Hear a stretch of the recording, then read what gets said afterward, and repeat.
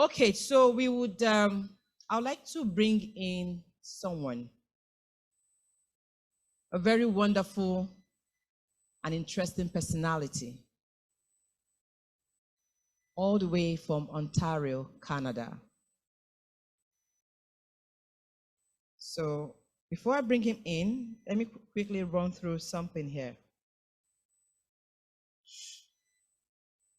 I'm bringing in Coach Aniekan Joshua Whyte.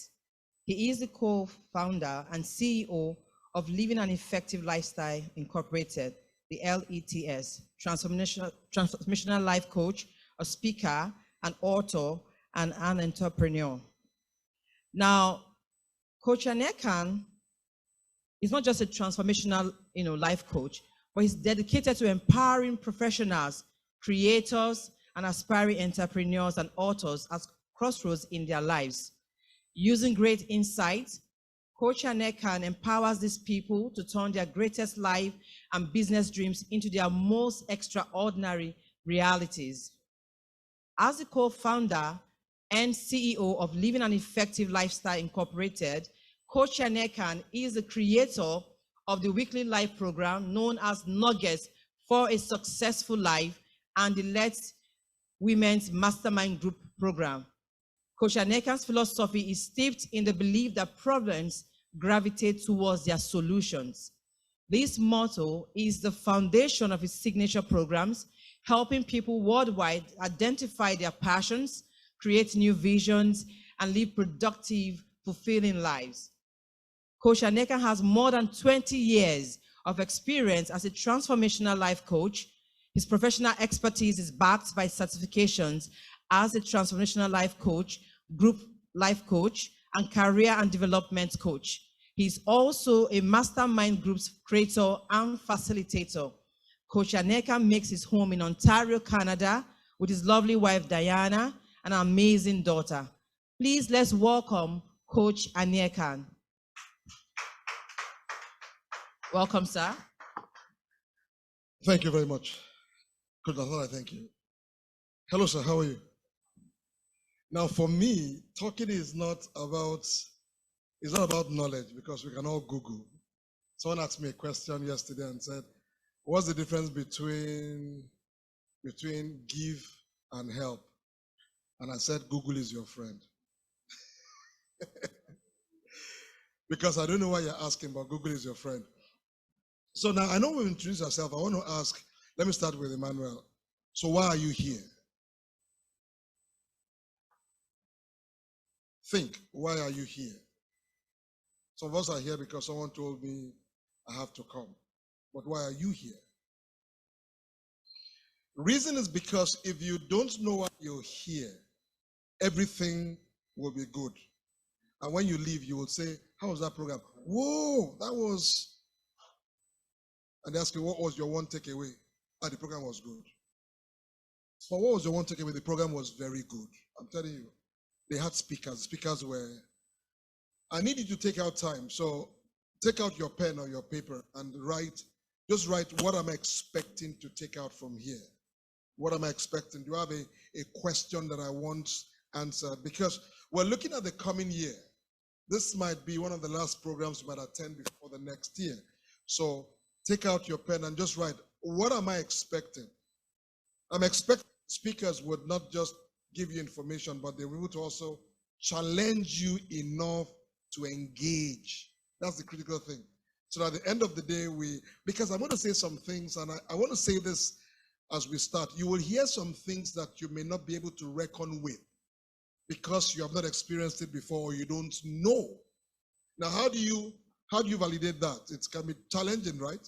All you want to do is to write the thoughts that it gingers in your mind. So for instance, maybe I said, I can fly, and you're like, whoa, I need to get wings, right? I need to get wings now. You may not fly, but you want to get wings.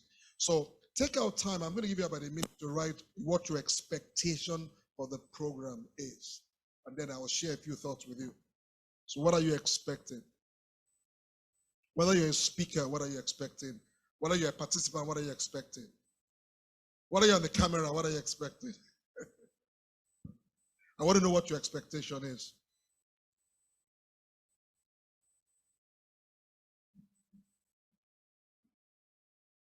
We're going to make this as interactive as possible. So if I say something and you want to interject and like, no, Coach Aniekan, that's not correct, please feel free. I'm still learning, so I don't have all of knowledge yet. So go ahead and feel free. Once you write that out, just wave your hand and I know you have written down your expectation while you're here.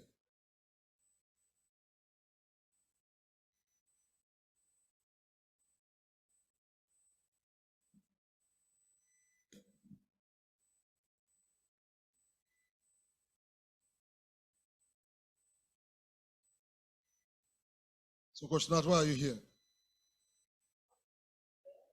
Write it down. Don't nobody say it. We're not going to say it. Just write it down.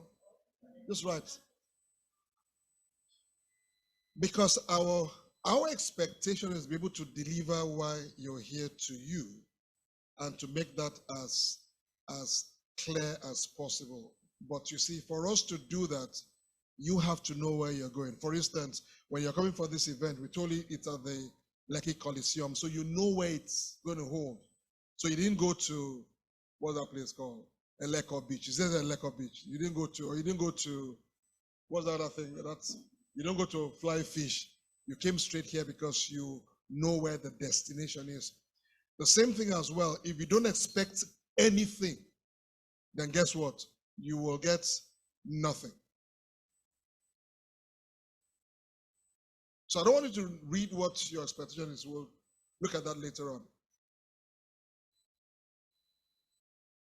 Now, some years ago, I stumbled into, I call it the 4-leg principle, and I'll tell you why I call it that. There are 4 things that I found that you need to get in place to be able to do anything meaningful. And if you don't get this in place, everything would look good. And I'm going to try and dissect them one after the other. Number 1 is, who are you? Your identity. Who are you? And I'm going to ask, Iman, you don't mind? Tell us who you are. Is there a spare mic? It's not working. So please tell us, who are you? I know you introduced yourself as Emmanuel, but tell us, tell us about yourself. Market yourself to us, kind of. Go ahead. All right, thank you very much, Coach Aniekan. Such a privilege to be here. One thing I do is talk to people, basically talk to people on the things I sell. What do I sell? I sell products, ethical products, pharmaceutical products, and the basic thing is detail my doctors concerning the product I sell. And each time I do that, I get, quality feedback from what I sell.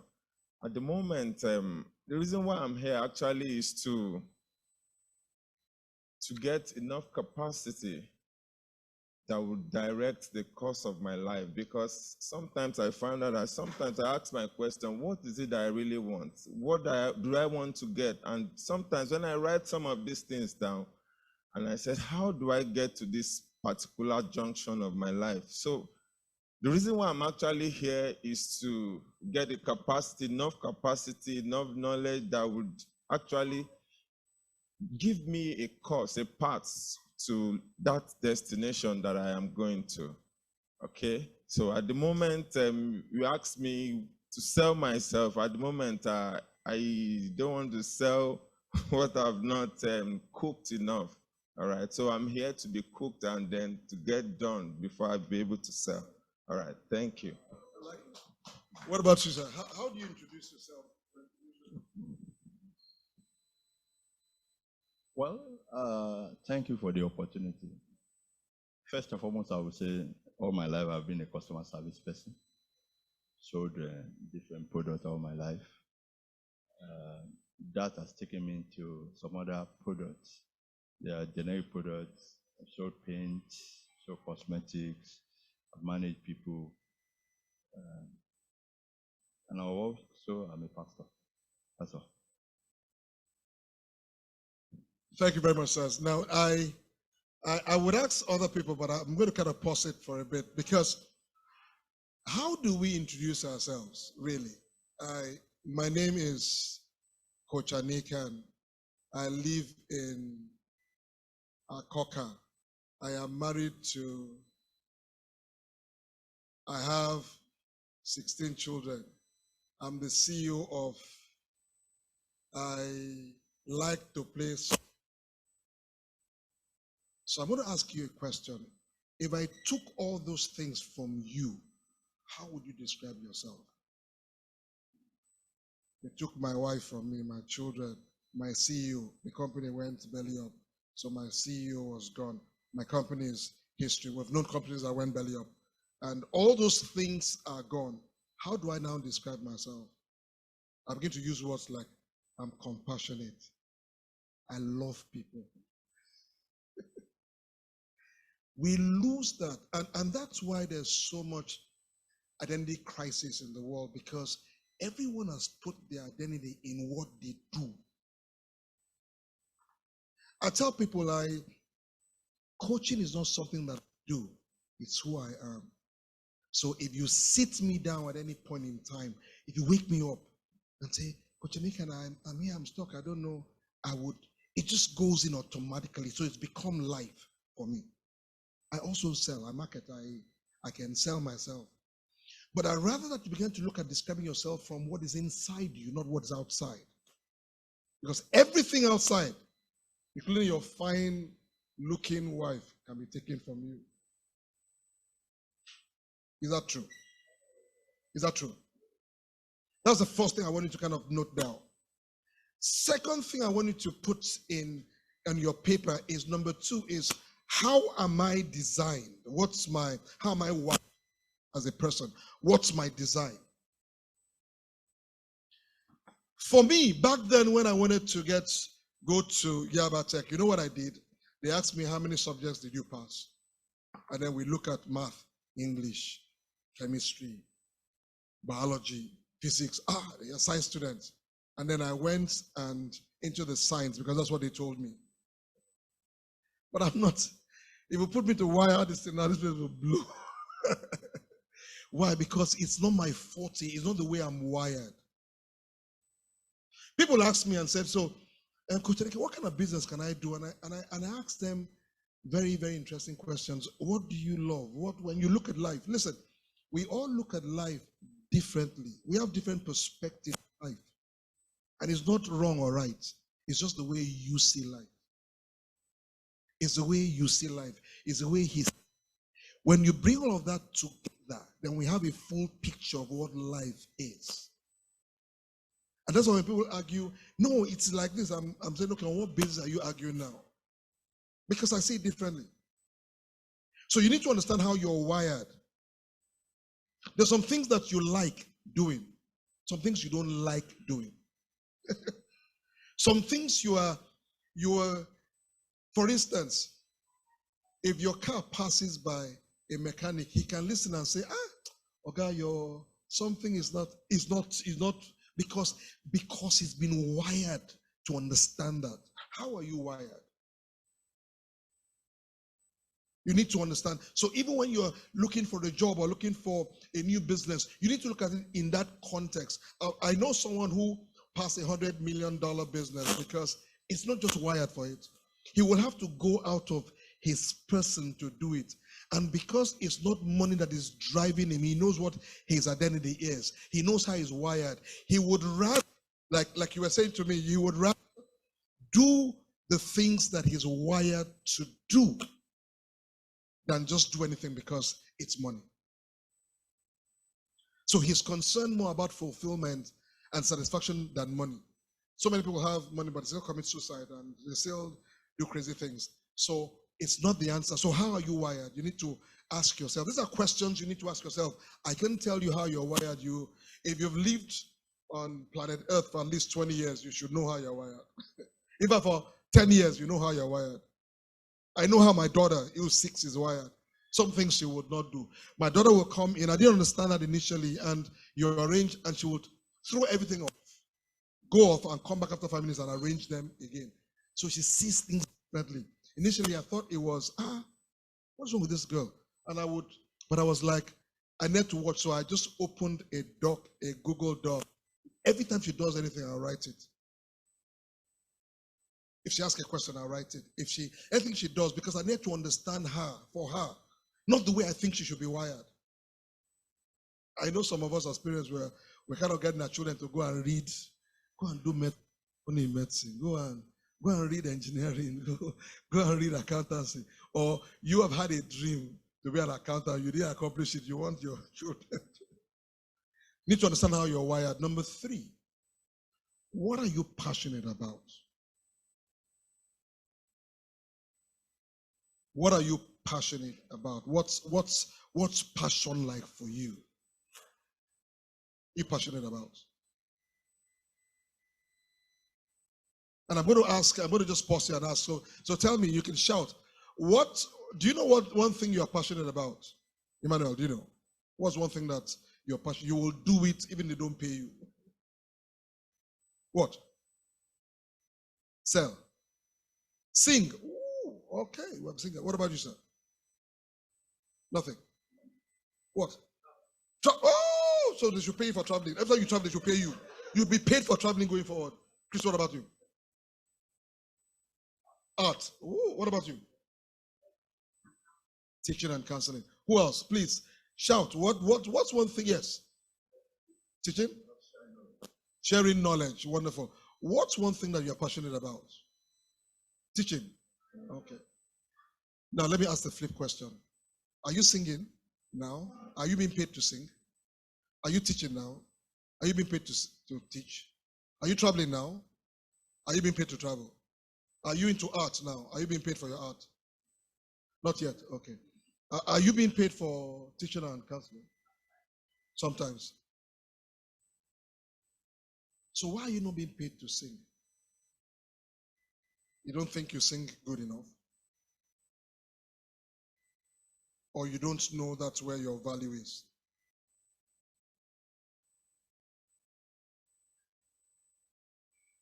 The thing that is passionate to you, for you, is the thing that will bring you into prominence. That's the honest truth. You see, people, I know we do a lot in Nigeria. You see Jenkins doing something. He maybe started a printing press. You're like, there's money there. Which will start a printing press. I went one time to Benin and I saw a very huge house. It was half completed. So I asked him, what happened? They said the guy came, started building, was building, and then stopped halfway. And so obviously he saw someone building a house. And he too said, I must build a big house. He doesn't know that person building a big house has 16 children. So you don't know why people do things and we end up doing it. Your passion should be paying you. If it's not paying you, it's a hobby. A hobby will cost you. If you don't know how to monetize your passion, we will kind of look at a few things you can do. But you need to understand that every time you put your passion on the table, you should be paid. Yes, you'll do some free gifts in your passion, yes, but you should be paid. If you're not being paid, then I'm going to use your analogy. I was talking to my friend here, Mr. Chris, and he said, why would he go and queue up in a gas station for 3 hours to save 1,500 naira? That to him means that his 1 hour is 500 naira, not dollars, naira. So to him, that's not a good use of his time because he understands the value of time. Every time you put your passion out, it should do something for someone. You say you don't understand, coach. When I travel, they do, but I have to pay. If I have to cross, and when I sing, they don't, because you have not found yourself that valuable yet. The day you do, listen, Life does not put a value on you. You put a value on yourself, and life takes you for what you're valued at. That's the honest truth. I know we have a pastor in the house, and I'm sure you remember that story. We were like ourselves in our eyes, like what? Grasshoppers. And so we were. How did they know that's how they were in their eyes? Because you know what I told you? The way you see life, that's what it is to you. It doesn't mean it's right or wrong, it's just the way you see it. So if you change how you see life, then guess what? Life comes to you differently. It's just how it is. The last but not the least, the last leg of the stool. So I said it's a four-legged stool principle. The last part of it is your assignments.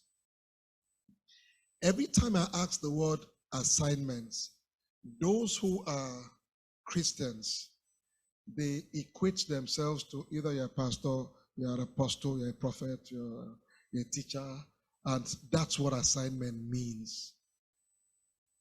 Your assignment is the problem you have been put here to solve. Look at your body. Every part of your body is solving a problem.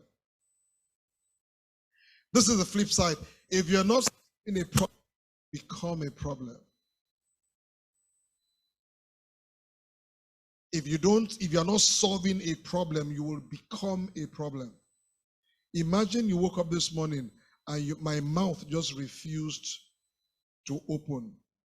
That means I won't brush my teeth. I can't even speak. After when I come out, I'll be nodding in the event. And then after that, I would have to go see a doctor to check because my mouth is disease. Your assignment is the problem you've been created to solve.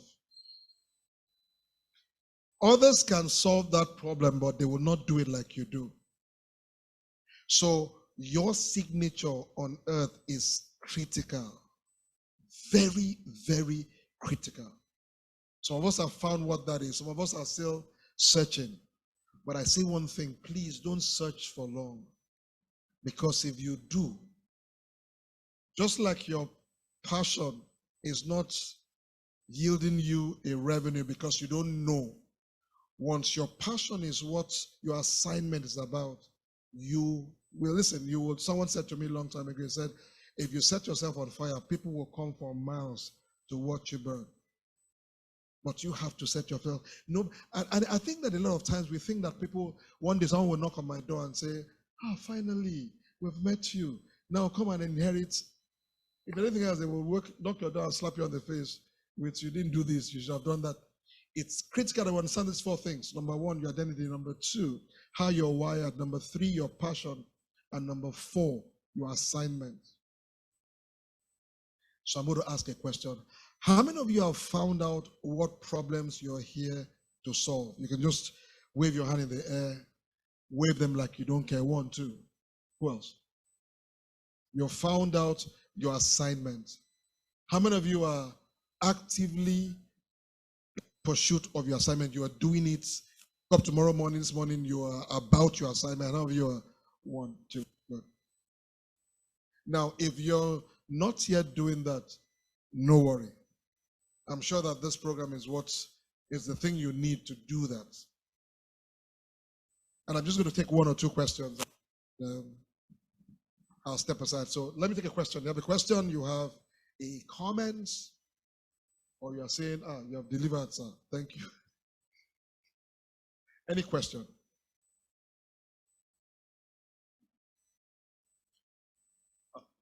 Yes, okay. Thank you, Coach Aniekan. I like asking questions for other people so that while I'm learning, they too can learn.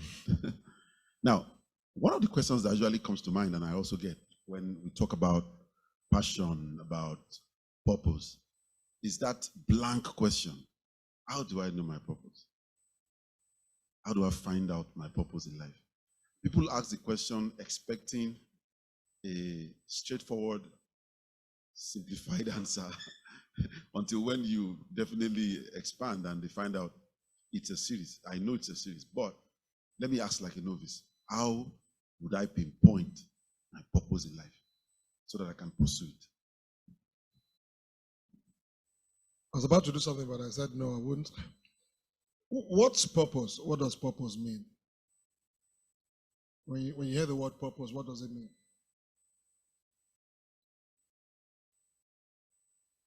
What's this? What's the purpose? For what? Okay. There are butterflies. They call them monarch butterflies. They're very flimsy. They're butterflies. They are laba laba. They fly over 3,000 miles from Canada to somewhere in Mexico, and they have never missed flights.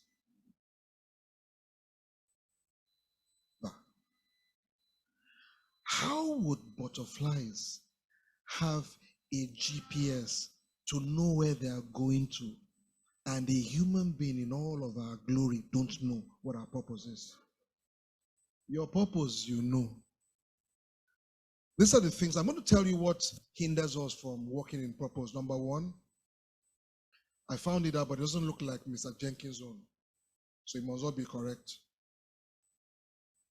Number two, I have lived with it for so long, just like you could live with your spouse for so long, you now take it common. Everything has a purpose. So how do you find out what your purpose is? Go to those 4 things we talked about. Who are you? How are you wired? What's your passion? What's your assignment? And it will begin to give you, when you say purpose, purpose just simply means reason. Why? Why am I here? And for those of us who are Christians, how do I find out mine? Now, some of us will find it out by try and error. It's okay. A child that starts to walk doesn't just walks for. So be ready for it, but you have to be bold. You have to be willing to take step. It's critical. You have an idea of what your purpose.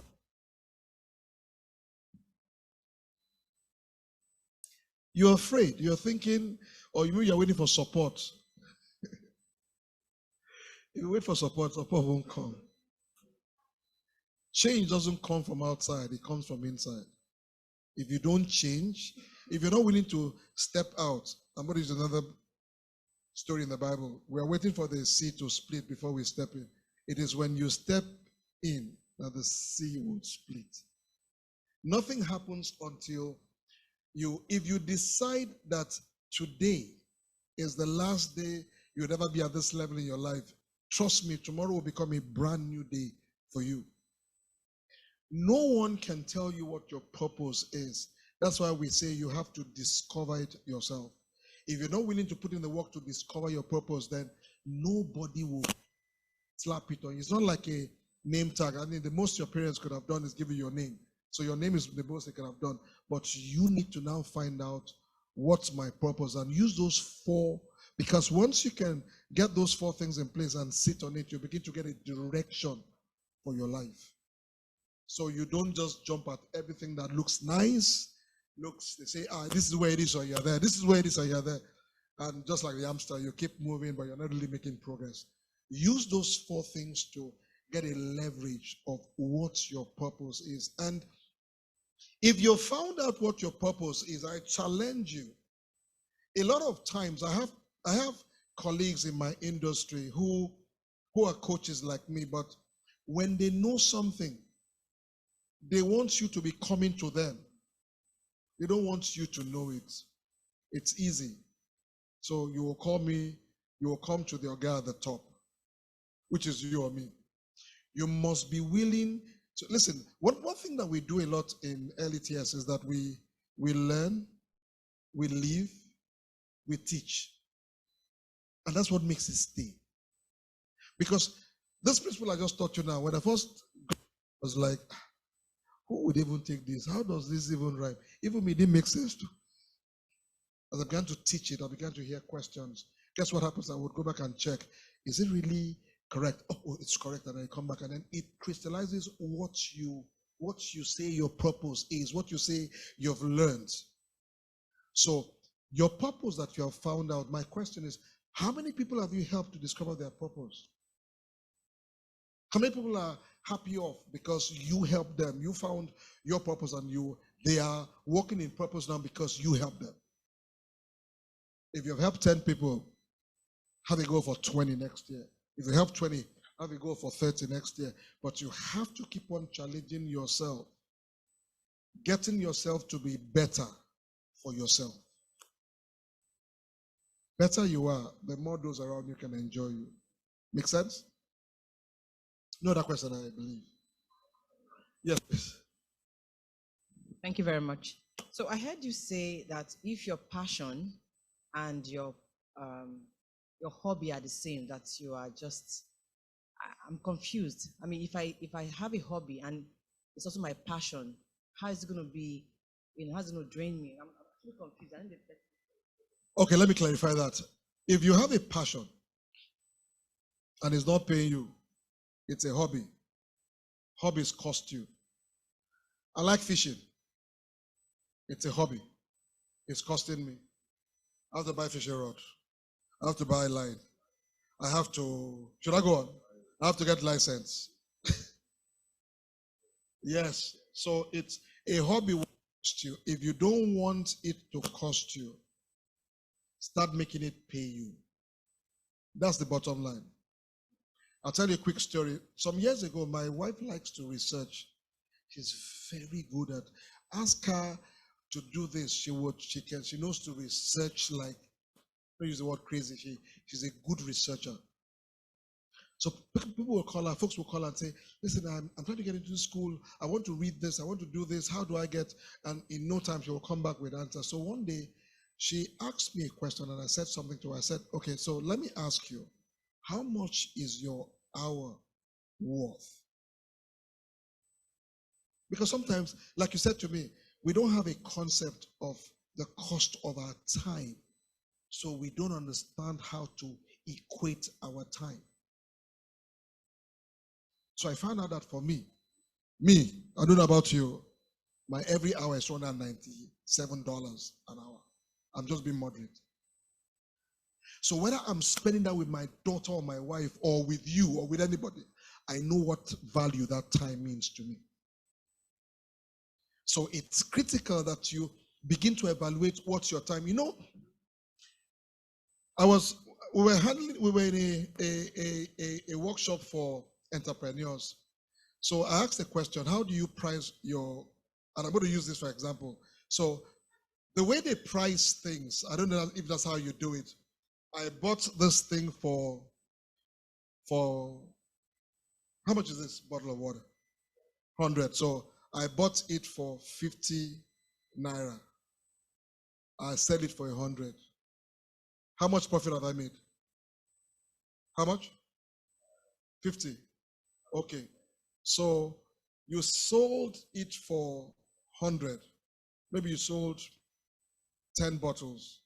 So you made 50 times 10. That's how much? 500 naira. Meanwhile, you had to wake up at 4 a.m. to get dressed and be out of your house at 5 a.m. to go and get the water. You are housing the water. You are transporting water to who would buy it, and you have to also freeze it as well. Did you really make 500 naira as profit from a bottle? Really? Did you really make 500 naira? Why do you say that now? Have you changed? You guys have changed. You guys have changed the game on me. Why didn't you make? Because we just said some minutes ago that we made 500 naira, 50 naira profit on the bottle. You were nodding your head like a nodder. Okay, I didn't see the nod. Good.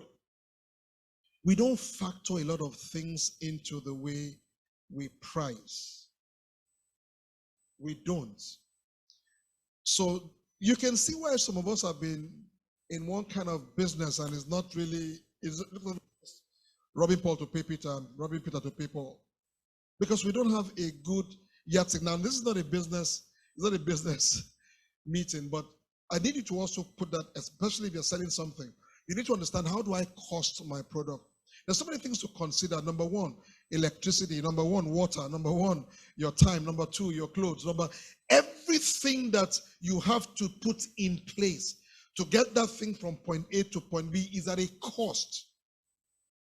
And you need to understand that. Now, if you understand that, then you would now realize that I guess I have to sell 10,000 bottles to really make profit. They call it to break even. So a lot of times we look at it, I bought it for 1,000, I sold it for 2,000, that's 1,000. Meanwhile, it might mean that you should have sold it for 150 or 120 or 130, but you sold for 100 because that's what you thought. 15 naira on a bottle. Abba. You know how much that is?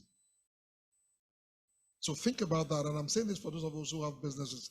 Think about how you price your product. What do I consider to say price is good? Now we now go to the flip side. You will overprice yourself and price yourself out of the market. I'm going to share a story with you. So a very popular one. This man is married. He's valued at $100 million. That's his value. But him and his wife have issues. His wife is planning to divorce him. If his wife divorces him and that divorce goes through, he's going to lose 70% of his assets. So that woman walks away with $70 million. Hear me out. The man is looking for a marriage counselor. And he comes to you, sir, and says, you need to save my marriage. Let me ask you, if you ask him to pay $1 million, will it be too much? Why?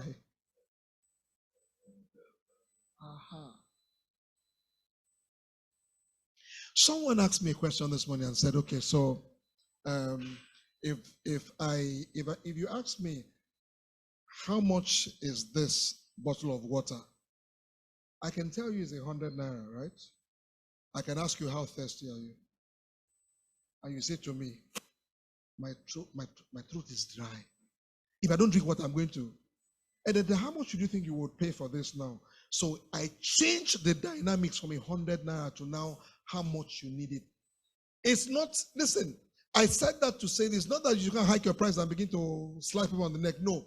The people that can afford what either your product or your service or your program are already there.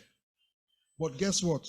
When you say it's 100 naira, the person will say, Mama Kafaya sells it. Tell her to give me. If I give me to get the sachet one, let me just. I want to. But because it's the value that you have put on this, I found that out by default. I have programs. I have coaching programs that are $1,999, that are $3,900, that are $15,000, that are $5,000 for a training program for 1 year for a coaching program. Someone asked me, so who gets this thing? I said, don't worry.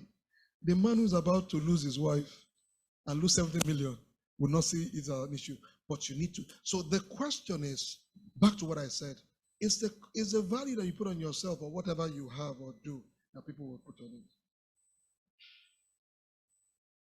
The value that you put on yourself is what people will value. Listen, if you value yourself at 1,000 naira, I can't do more than that.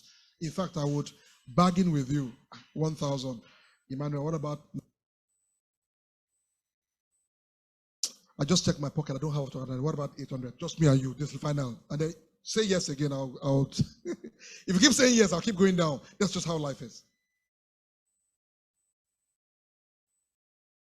So we'll look at that how to cost your product scale for those of you who have products, but we'll go to that later. Question. Favor, welcome. I see you're here. Any question? So I can go and sit down. Any question on the line?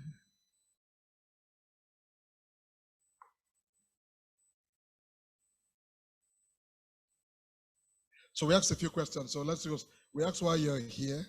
Write that down. Whether you are a speaker, you're a participant, no difference. It's not about knowledge. We said Google would solve that. Google will help you with any question. As they ask Google, how do I toast a woman? It will tell you. How do I toast a woman in Swahili? It will tell you. So Google will answer all of that. But if you're looking for what you would need to do now to move your life for the next, I don't look at 1 year, I'm looking for the next 10 years. So if between that, God forbid, another COVID happens, good. If you apply for 1 year and COVID happens, you have to suspend the whole 1 year. That's the idea. So write that down, and I'm sure you will hear that in the things we talk about today. And if you have questions, even after that, you can ask. I'll be glad to answer, at least for today. After today, we can go and look at my 1 hour value. Thank you very much. Thank you very much, Coach Aniekan. That's a very wonderful one.